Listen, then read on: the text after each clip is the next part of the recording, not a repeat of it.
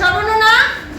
ঠিক আছে, এরকম ভাওয়েল দিয়ে টি এইচ ই, এটার পরে যদি ভাওয়েল দিয়ে শব্দ শুরু হয় তখন টি এইচ ই এর উচ্চারণ হয় কি? টি। টি এর উচ্চারণ হয় কি? টি। টি মনে থাকবে? টি এইচ ই এর পরে যদি কোনো শব্দ ভাওয়েল দিয়ে শুরু হয়, মানে এই পাঁচটা দিয়ে শুরু হয়, তখন এর উচ্চারণ হবে কি? টি। উচ্চারণ কি হবে? টি। এখন বাকি আমাদের ভাওয়েল ছাড়া ইংরেজি লেটারের মধ্যে বাকি রইল কয়টা? 21টা। কি ছিল 21টা? কনসোনেন্ট। কনসোনেন্ট। কনসোনেন্ট বাকি 21টা না?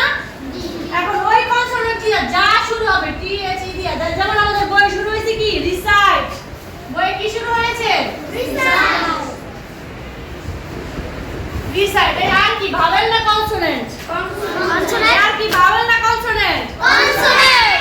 এর উচ্চারণ কি হবে দেখো? দা। দা। কি হবে? দা। বুঝতে পারছো? এটার উচ্চারণ এখন কি হবে? দা। দা। যেমন আবার আরেকটা আছে বইয়ের মধ্যে রাইম,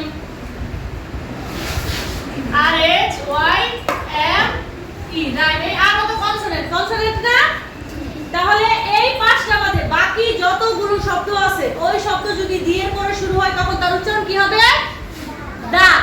আর যদি ভাওয়েল দিয়ে শুরু হয়, এ দিয়ে ই দিয়ে ও দিয়ে শুরু হয়, তখন টি এইচ ই উচ্চারণ কি হবে? জি। বুঝতে পারছো? জি। যেমন T H E G, girl, G I R L, girl. G কি ভাওয়েল না কনসোনেন্ট? কনসোনেন্ট। তাহলে টি এর এটার উচ্চারণ কি হবে? দা। দা। টি এইচ ই দা। তাহলে ডি এর পরে কি দিয়ে, টি এইচ ই এর পরে কি দিয়ে শুরু হইছে শব্দটা? কনসোনেন্ট। তাহলে এটার উচ্চারণ কি হবে? দা। দা। বুঝতে পারছো? মনে থাকবে?